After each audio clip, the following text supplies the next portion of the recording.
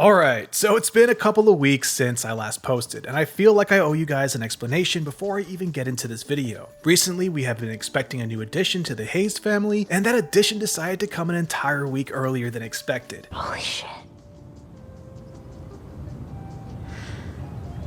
I'm gonna be a dad. So this exciting experience definitely threw my schedule in for a loop, to say the least. But now, after all the dust has settled, I'm ready to jump back onto the grind and pump out some amazing content for you guys. So don't worry, the best is still yet to come. Anyhow, to get back on the topic of this video, in my absence, I came across a little bit of a debacle that spurred from a particular banana skin. Now, when I first saw this skin and the rarity upgrade that came with it, it didn't really bother me, and I thought to myself, now we can actually tell which weapons come with the unique animations and which don't. To me personally, the upgrade in price is justifiable. The only thing left to do is to change the skins that possess these attributes to Mythic as well, but at the same time, honor the prices they were previously at, just so the player knows what they can expect. Now, although I thought it was fair, to my surprise, Reddit had a completely different opinion, saying that this was atrocious, a crime against humanity, and it was the beginning of the end before corporate slowly milks every dollar from the player base, while we, the players, barely get back anything in return. Which, if it was any other game, I'd say that this was a justifiable conclusion, but it is not. And actually, it is wildly disingenuous, in my opinion, of course, to say that this company and the team that works extremely hard behind it has shown previous behaviors that would insinuate such a conclusion.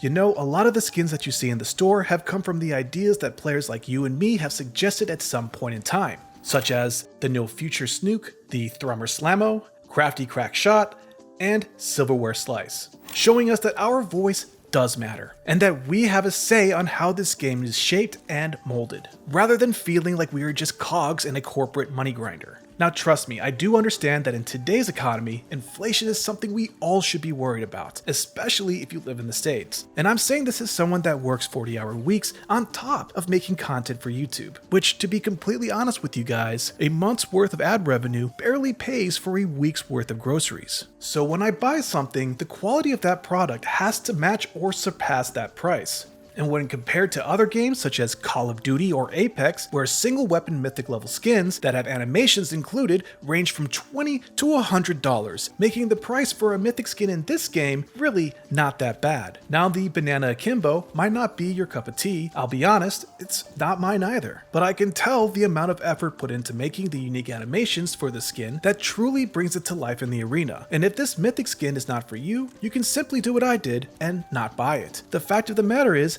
Nexon needs to make their money somehow, and I can't think of a better team to throw my support behind than the one from Embark. On that note, I'm going to say something that kind of gets to me.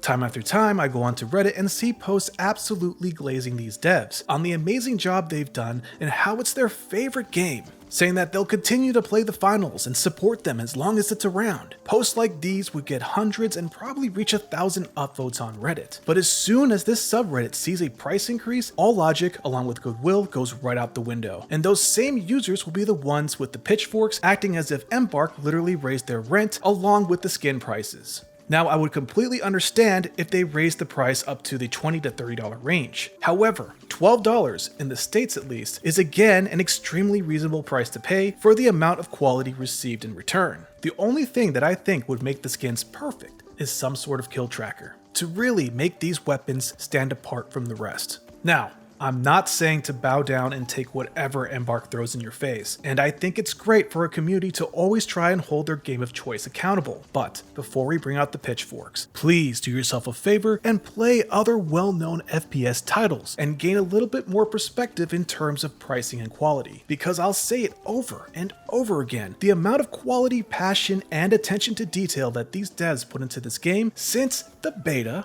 is quite frankly unmatched. It is, in my opinion, one of the most unique and best FPS games around, and if any studio deserves support, it is this one. If you truly played this game for more than 50 hours, you would more than likely come to the same conclusion.